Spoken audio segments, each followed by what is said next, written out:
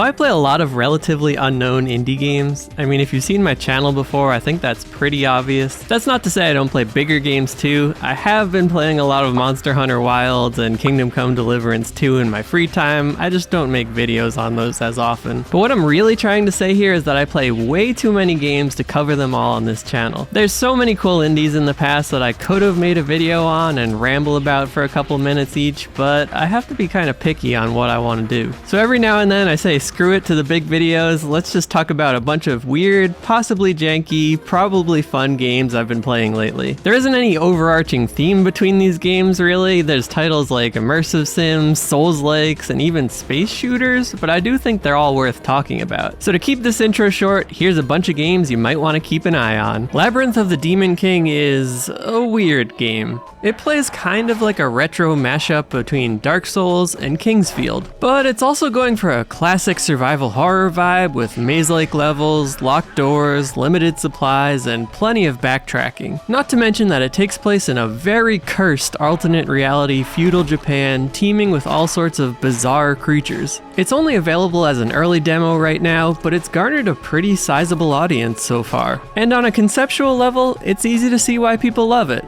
The setting is unique, the monsters are grotesque and varied, and the game is constantly throwing new ideas around every corner. I also love the little monster introduction cinematics, even as gratuitous as they are, for adding a little bit of character to your first encounter with new enemies. Of course, the game isn't perfect, the combat can feel pretty clunky at times, especially considering how restrictive the stamina mechanics are. And it's very easy to get lost, given the labyrinthine levels and constant need to hunt for key items to progress. But it's refreshing to see a retro horror game that actually has a unique aesthetic, as opposed to simply mirroring an older game's look. Completely shifting gears from that last one, I happen to play an upcoming sci-fi immersive sim with a bunch of humor thrown in, known as Skin Deep. This is the next game by the illustrious Blendo Games, who made 30 Flights of Loving and Quadrilateral Cowboy, among others. Now, I haven't personally played their past works, but I have heard them praised a lot for their intricate mechanics and pretty funny storylines. I can only assume Skin Deep continues that tradition, offering up countless solutions to any problem with a handful of jokes peppered in. But speaking of pepper, that actually ties into one of the game's core mechanics. You see, Skin Deep has your standard health and stamina bars, but it also features a sneeze meter. Crawl through too many dusty vents and you might start sneezing, giving away your position.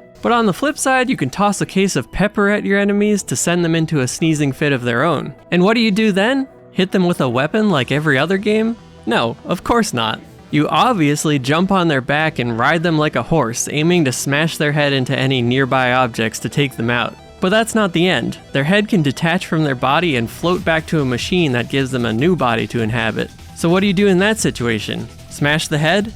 Of course not. You grab their head and you flush it down a toilet into space, or through a trash chute, or some other way of disposing it. The game has tons of other neat systematic mechanics and a bunch of talking cats too. It's all very lighthearted and neatly designed, so I'll be interested to see how they expand on these concepts down the line. And while I'm talking about systemic games, or things that some people may or may not call an immersive sim, let me tell you about Chambers. Chambers is probably the most bizarre game I've played in a very long time. This is the next project by the developer of Golden Light, another game I haven't played, but it looks equally bizarre at first glance. But unlike Golden Light, this is a classic Western. You've got your 6-shooter, your horse, your enemy's 6-shooter clothing, your wife chilling in a coffin in your house, your cage made out of 6-shooters, your giant rotating 6-shooter mountains. I think you get the point. There are guns. A lot of guns. Probably far too many guns for one game. Even things you think wouldn't have anything to do with guns, well, those are also guns. You mostly wander around shooting bad guys, talking to strange NPCs, and not really knowing what's going on in general. I know that you're trying to find your coffin wife who seemingly got abducted by aliens, or bandits I guess. But other than that, I can't really explain most of the things you're seeing right now. There are a lot of little things you can do, like catch bullets between your fingers and fling them back at enemies, or do full camera rotation rolls to dodge bullets in the most extremely inconvenient and possibly nauseating way imaginable. The game even comments at one point how stupid you look rolling around to dodge, but it remains a mechanic nonetheless. Overall, I don't really know how to accurately classify this one. It's kind of pure unfiltered jank. A lot of things in the game are kind of buggy or don't really work like you'd expect them to. But the entire game just kind of rolls with that bizarro design, so I guess we can say it's intentional in some way. But hey, it's definitely memorable, so I guess I'll have to wait and see what the final product looks like. Jumping from pure jank to something that feels a lot more highly refined, we've got Death in Abyss. Yeah, I know the flow of this video is completely non-existent. I warned you about that at the start, so we're just gonna keep rolling with it. Death in Abyss is basically a space shooter, but it just so happens to take place deep underwater instead of out in space. And what do you expect to find deep underwater? Well, eldritch horrors beyond imagination, of course. It's sort of like Iron Lung if you were able to fight back, except not really. But I still have to say that because Iron Lung is the only underwater horror game people ever talk about besides Subnautica. In reality, this game is really a horror take on the Panzer Dragoon series. You ever play the Panzer Dragoon games? My brother had a ripped copy for the Sega Saturn way back in the day. Of course, the game was completely in Japanese, so I didn't understand a thing, but I did enjoy shooting dragon lasers at giant beasts as a kid. Anyways, back to Death in Abyss. The game has a nice spooky atmosphere paired with some creepy creatures inhabiting the oceans. There aren't any environments, at least in the demo, just an infinite black expanse. But the limited visibility and sudden appearance of new horrors makes for a pretty cool experience. And of course, getting to blast all these monsters with various weapons is great fun too.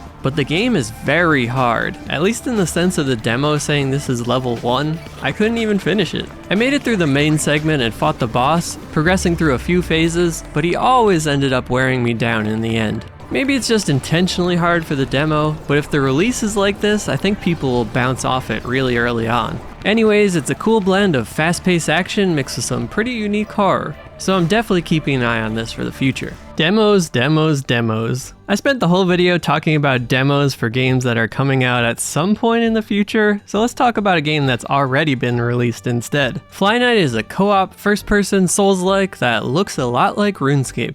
I covered the early demo for this game not too long ago, so I was really surprised to see it finish so soon. But despite the short time frame, the dev managed to pull off quite a lot with this one. I didn't play the multiplayer, but I've heard that it works pretty well here. But either way, I still had a pretty good time fighting my way through the 3-ish levels this game has to offer. It's not just your standard first-person dungeon crawler though. There's a huge variety of enemies, weapons, and armor to find for such a small game. You've got a couple different biomes packed with secrets and alternate routes, plus a handful of bosses that offer up a decent challenge without being too frustrating. And it's got a neat limb damage system where you can cut off various bug parts and it completely changes their fighting styles. To top it all off, there's a fishing minigame with possibly the bendiest, wobbliest fishing rod in any game ever. So that's great. It's only a few hours long, but I had a good time with it, and I'm honestly impressed on how fast the dev pumped this one out. So, how do I wrap up a video with a bunch of games with seemingly no relation to one another?